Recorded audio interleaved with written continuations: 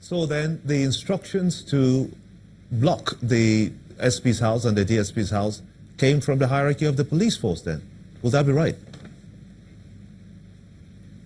No, that is not correct. That is not correct. The officer on ground have the discretion. Like I said, I keep on using discretion because he has to assess the situation and know what to do at the appropriate time. But the directive for the blockade that people are alleging, which we are not aware of, we are not involved in, doesn't come from us, and the directive to the ADC is equally not from us. If he has exercised his discretion wrongly, and that is what we are investigating to get to the root of it and get appropriate action taken. Okay, Mr. Moshood, could you tell us what is the highest rank of the aides of the police members who are attached to the Senate President? Thank you so much. The present situation of things is that between a deputy superintendent of police and a superintendent of police should be attached to the ADC. As other principal officers to have a rank of between a DSP and an assistant superintendent of police to be attached as ADC and probably as CSO, as the case may be. Okay, so if those are the highest ranked persons attached to the convoy or to the Senate President, how come there were 3 assistant commissioners of police present on the day? That cannot be verified, and it's part of what people are insinuating. An assistant commissioner of police should be an area commander of his jurisdiction, and if when there are media reports and are concerned that there was a blockade of the Senate President, which we actually have debunked and said it's not from the force, and we are not aware of that. No, so Mr. those Moshood, officers who are drafted to go and verify what has actually. It's not what people are saying.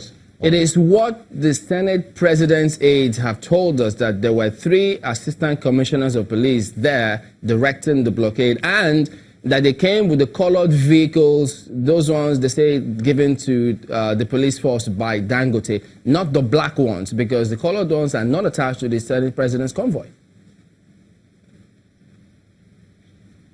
Thank you so much. You know, my timer, if you look at the Senate President's residence, which should not be proper to begin to tell people where his house is located for security reasons.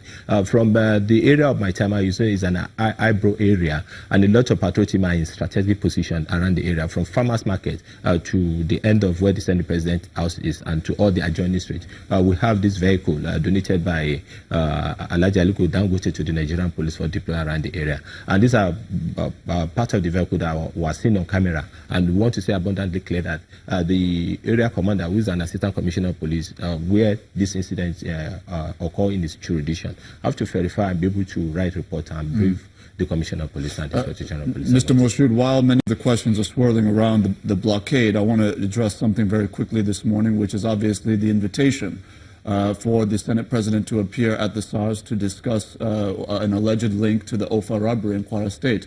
Now, that invitation was sent to him at 8 p.m. the night before the blockade.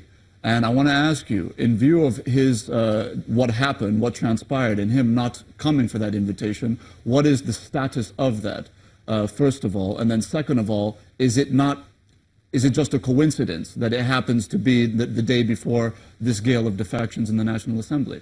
Thank you so much. Our invitation has nothing to do with the defection or whatsoever that must have transpired in the National Assembly. Our duty is to ensure that a crime is treated as crime, no matter who is involved. The position of the law is that anybody that is alleged of an offense must make himself present. He has sent in a written statement to the investigation team earlier, and it's not satisfactory. There's still a lot of gray area that needed to be cleared, and that is why it was being invited. But just to be very clear, so, him not attending yesterday, does that now mean, how are you taking it? Are definitely, you taking it? like I've said in a press release yesterday, that the investigators have been directed to take all action within the ambit of the law. To ensure that there's compliance with the law. Because the bottom line is that we have a case that can stand the test of trial against the Senate President. And we don't want people to politicize criminality. If people are alleged of criminal acts, he was indicted from the convention of 5 principal suspects in this of a bank robbery, that you harmed us. as political talk, and they decided to use it for robbery. And part of the vehicle that I equally gave them were taken used for robbery. If he has used this, and anybody that is involved at the beginning, at the middle, in the commission of a crime, is as guilty as any other person. Just to be very clear, I understand exactly what you're saying. As any other person that just to be very clear, the fact that he was in plenary yesterday and did not attend to that invitation, are you looking at it as an evasion? How are you treating it, and what is the follow-up step? We are treating it as a disrespect to the law. And we are going to take appropriate actions to ensure that he complies with the rule of law. Nobody is above the law. 33 innocent people, including pregnant women, were killed in this process. A police station was attacked, and 21 police rifles were carted away. And we will ensure that no stone is left unturned in resolving this crime. And that is why nobody is above the law.